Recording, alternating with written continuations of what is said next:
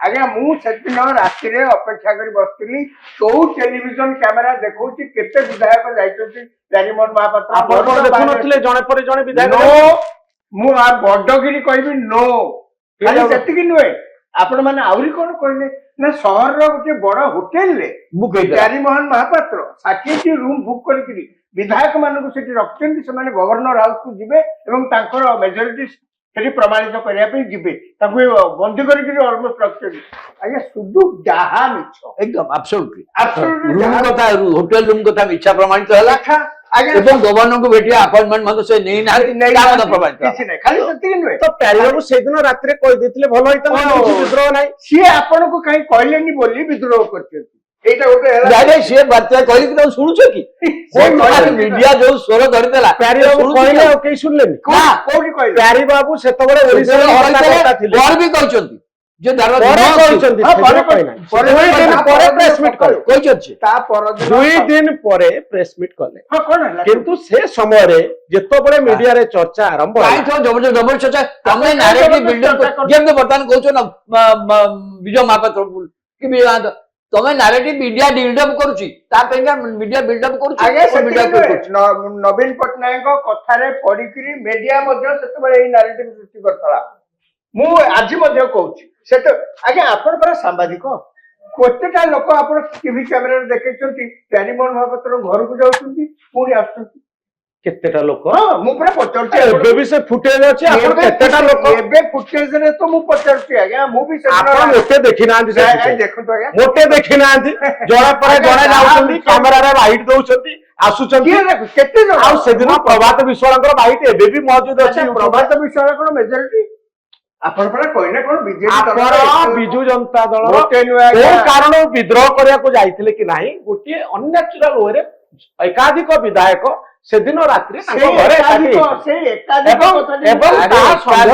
बारंबार कहूँ प्यारीमोहन महापात्र को विधायक जीवा नुआ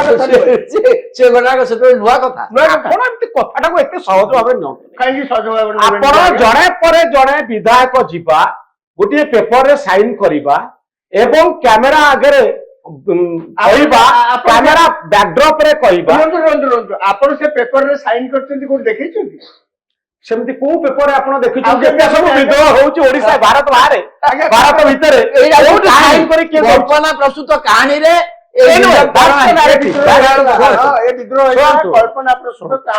विद्रोह हेतिला कि नाही सेटा गोटे कथा विधायक माने एकाठी हेतिले को उद्देश्य रे एकाठी हेतिले ता गोटे भिन्न कथा विद्रोह शब्दर अर्थ होउची जदी गवर्नर हाउस को जाई लेखिकरी देई थांते जे नवीन बाबू को आपण क्षमतारो बाहर कर दियंतु ताहाला विद्रोह किंतु विद्रोह पई प्रस्तुति चलीथिला कि नाही ता मध्य गोटे ना एनीवे नेक्स्ट होउची जे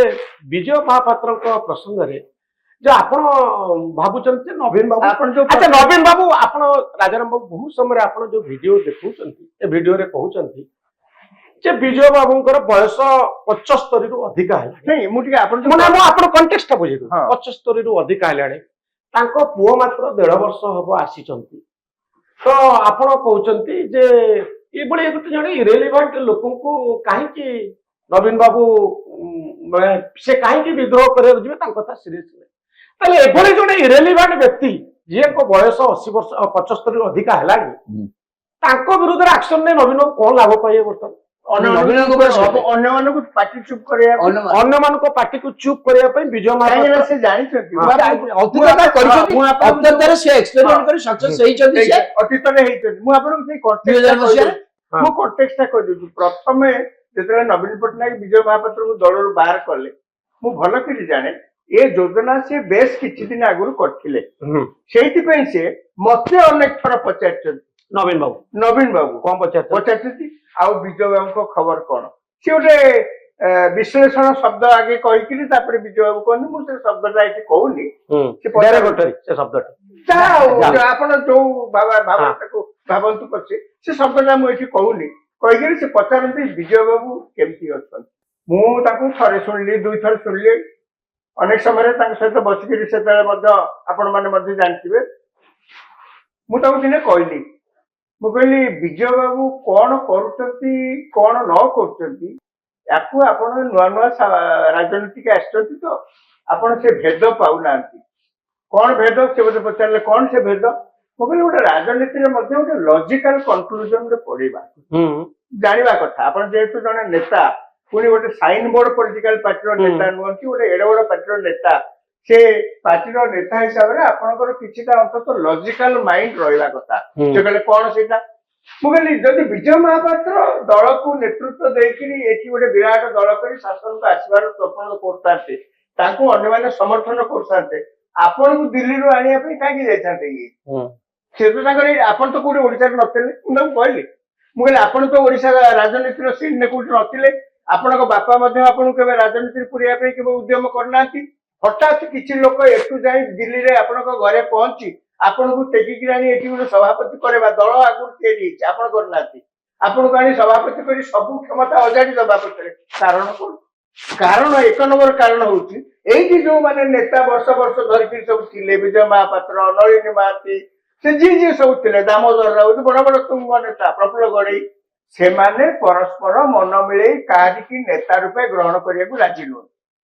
ତେଣୁ ସେମାନେ ଖୋଜିଲେ ଜଣେ ବାହାର ଲୋକର ନେତା ଏକ ଦୁଇରେ ସେ ବାହାର ଲୋକଟାର କଣ କ୍ୱାଲିଫିକେସନ ଥିବା ଦରକାର ଏମାନେ ଭାବିଲେ ଯାହାଙ୍କ ଠି ବିଜୁ ପଟ୍ଟନାୟକ ଷ୍ଟାମ୍ପଟା ଲାଗିଥିବ ସେଇ ହେବେ ଠିକ ନେତା ତେଣୁ ଆପଣଙ୍କ ପାଖକୁ ଗଲେ ଆପଣ ଏଠି ପହଞ୍ଚିଲା ପରେ କହୁଛନ୍ତି ଇଏ କାଲି ସକାଳେ ମୋ ଚେୟାର ଛଡେଇକି ନେଇଯିବ ସିଏ କାଲି ସକାଳେ ମୋ ଚେୟାର ଛଡେଇକି ନେଇଯିବ ଏଇ ଅବାସ୍ତବ କଥା ତେଣୁ ବିଜୟ ମହାପାତ୍ର ଯେତେ ଯାହା କଲେ ବି ଆପଣଙ୍କର ଏକ ନମ୍ବର ଆସନଟାକୁ ତ ହଲେଇ ପାରିବେନି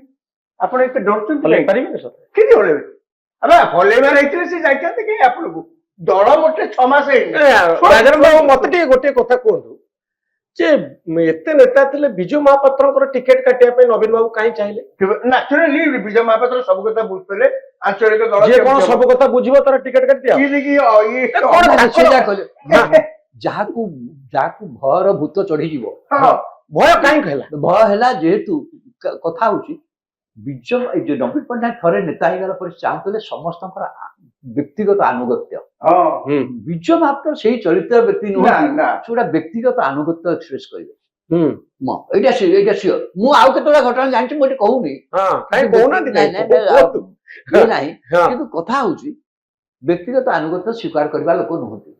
ତେଣୁ ସେଇ ତାପରେ ସବୁବେଳେ ତାଙ୍କର ଧାରଣା ବିଜୟ ମହାପାତ୍ର ଯୋଉଟା କି ଭୁଲ ମୁଁ ପରେ କହିଛି ଏଇଟା ତମର ଭୁଲ ତମେ ତାଙ୍କୁ ନେତା ଭାବରେ ଆଣିଲ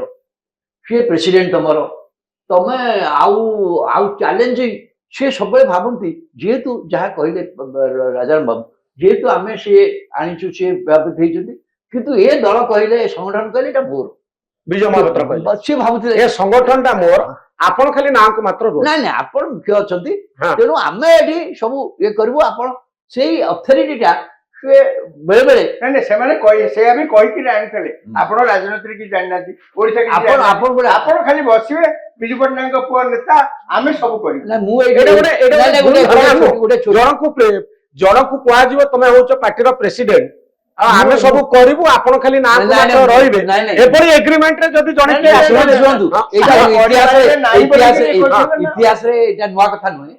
ଅତୀତରେ ଇତିହାସରେ ହେଇଛି କିନ୍ତୁ ନବୀନ ପଟ୍ଟନାୟକ ହଠାତ୍ ଏଇ କଥା କରିବେ ବୋଲି କେହି ଭାବିନଥିଲେ ଆପଣ ଜାଣିଛନ୍ତି ଇନ୍ଦିରା ଗାନ୍ଧୀ ଯେତେବେଳେ ଭାରତବର୍ଷ ପ୍ରଧାନମନ୍ତ୍ରୀ ହେଲେ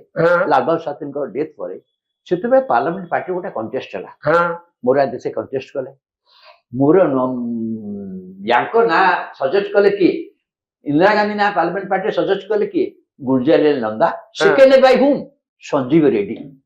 second by Sanjeev Reddy CO किंतु से तेरे आसिले तो संजीव रेड्डी बिकरले ते राष्ट्रपति भाई उठिले से ता गुरुद्वारा गले बीपी गिरी गले मन कथन किंतु the man who propose hot to be prime minister आज अगेंस्ट देसाई एटा हेची इतिहास रे किछ नुवा कथा न